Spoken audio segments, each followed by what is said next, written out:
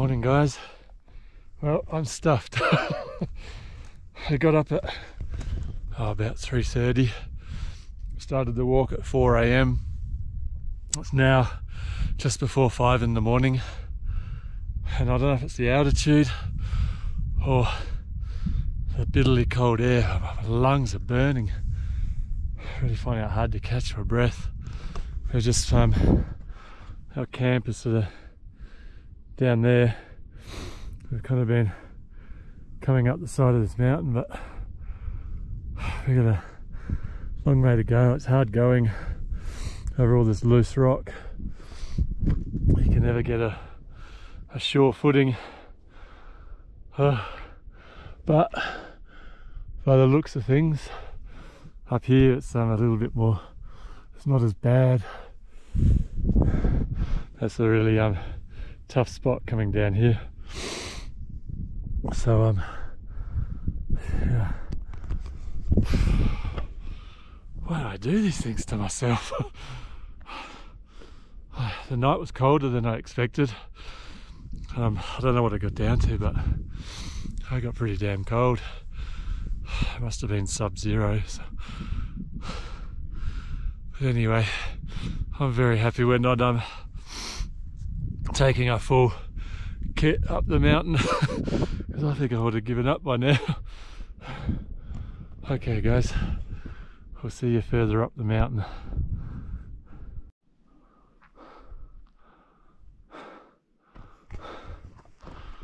Well guys, I've come up the really steep part and kind of make out a camp down there. It was one of the hardest sections of any hike I've ever done anywhere. I read 4,000 meters. I guess that's not helping, but it's not big switchbacks. It's just you're kind of just coming straight up the mountain. That's real hard going. Why can't I be someone that just enjoys sitting by the beach in bloody Thailand or something?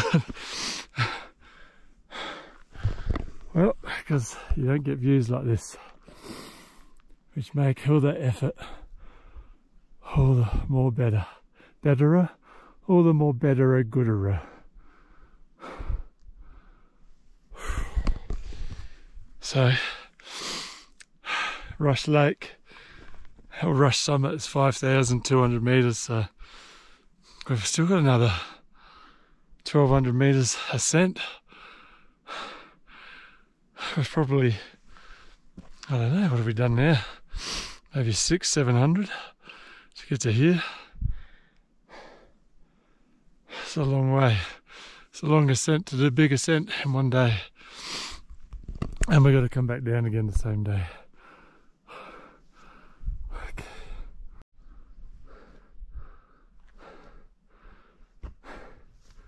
Well, that's where I was down on that ridge. Down here. We've made our way up. It's definitely a lot easier than coming up from that hill there. Oh, look at these views. Incredible. This is a beautiful stretch of the hike. It's still hard going. And walking up a set of stairs at 4,000 meters is hard going, let alone the mountain. Yeah, this makes it worth it. Yeah.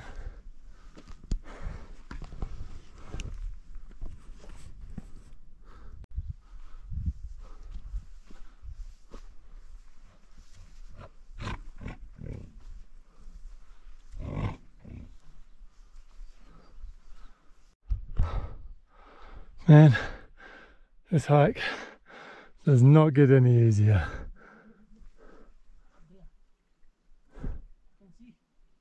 I don't see it. Oh yes, I see it. There's a ibex up on the hill. Oh, look at this, just this rocky field. We're going to go across. It's really hard going. Look, I've got to keep going up and up over this rocky boulder field. We're at about 4,500 metres. We should explain why I'm finding it really hard to catch my breath. We're higher than the Annapurna Base Camp 2. We're higher than the Hampton Pass. We're pretty much higher than any hike that I've had to do. It's not the highest I've been because I've been to some passes with cars and on the scooter in the Spitty Valley, but actually walking somewhere. Yeah.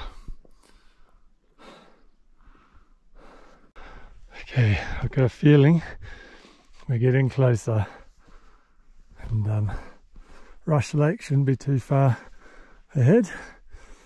Well, unless this is another false horizon and I've got to go up further, but I'm kind of hoping it's just over this ridge line over here. You can see the size of these mountains in front of us.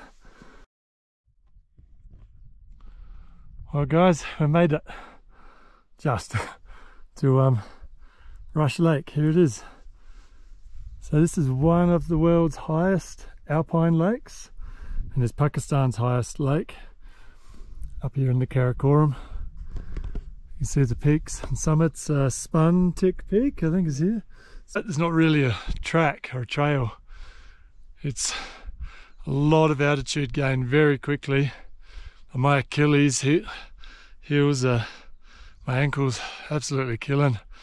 You just feel like you're going up on like a 45-degree angle the entire way, and the lower sections of it were even steeper than that.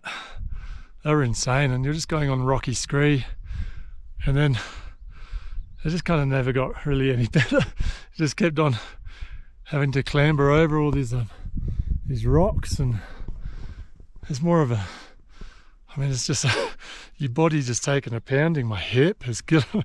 Well, I'm sounding like an old man now. My ankles, my hips, everything's gone. I can only imagine if I was carrying, 15 odd kilo up here.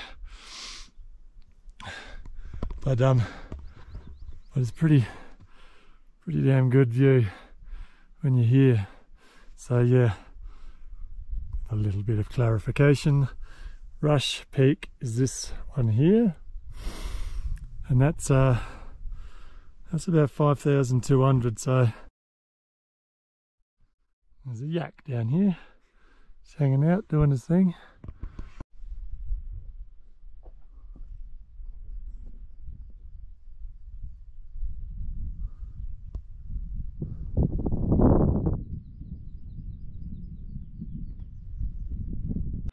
So the summit's up here. That's where you get the view to K2.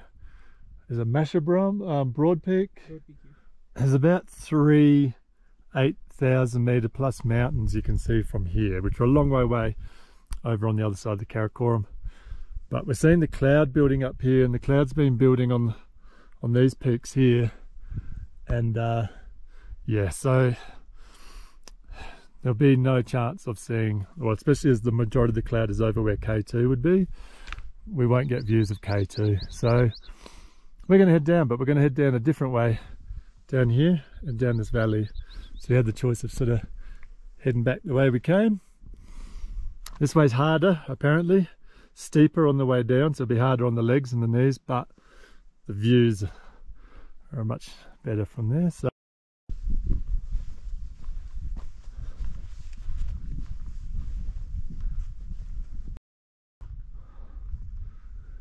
So this is the area where you'll camp if you're camping here the night.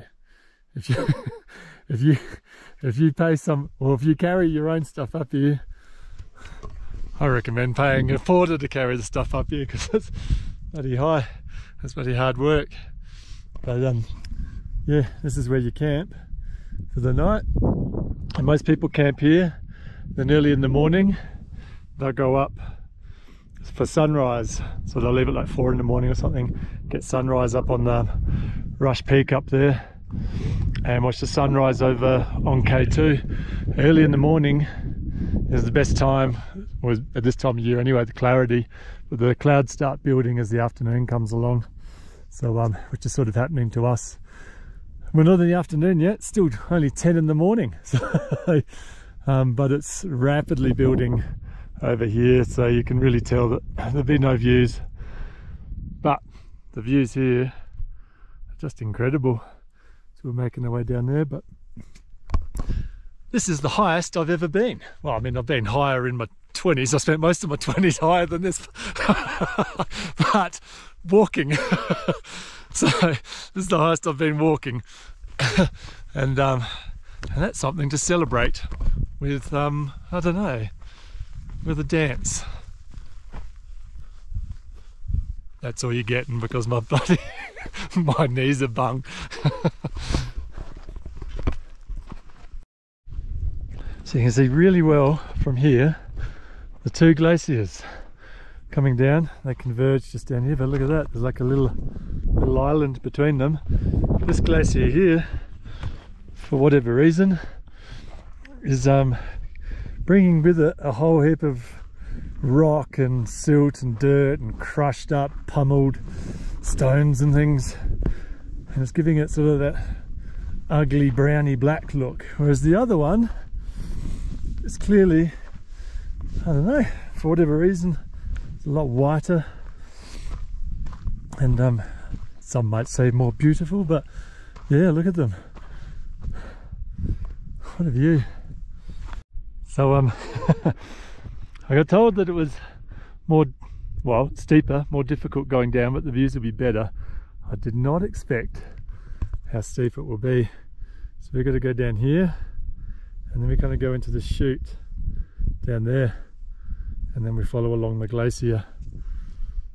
I mean, if I wasn't with Abbas guiding me, I'd just turn around and say, nope, that's not happening. So, but it's happening.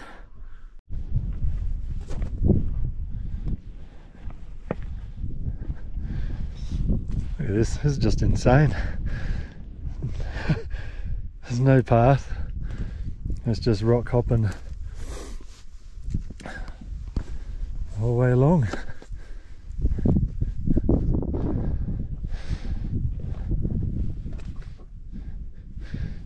You want to have good balance up here.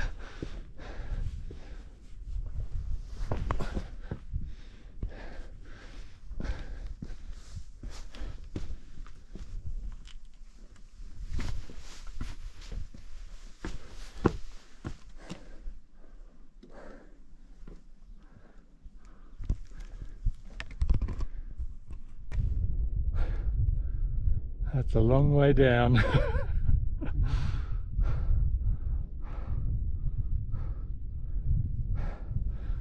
Look how steep this is. That's just nuts.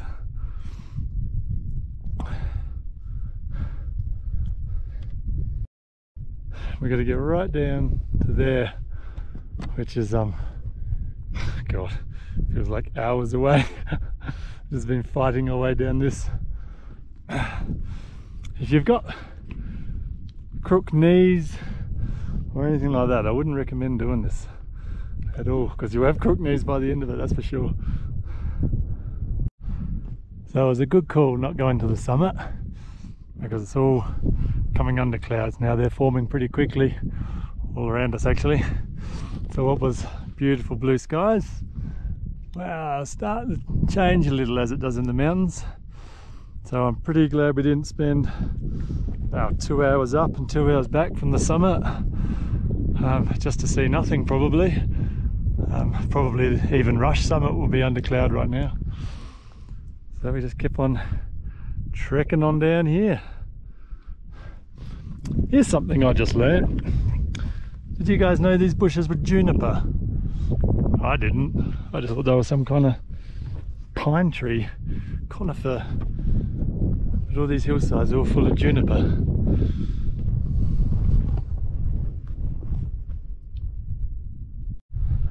So you can pretty easily see where the two glaciers meet here. So we've got this dirty one and the clean one.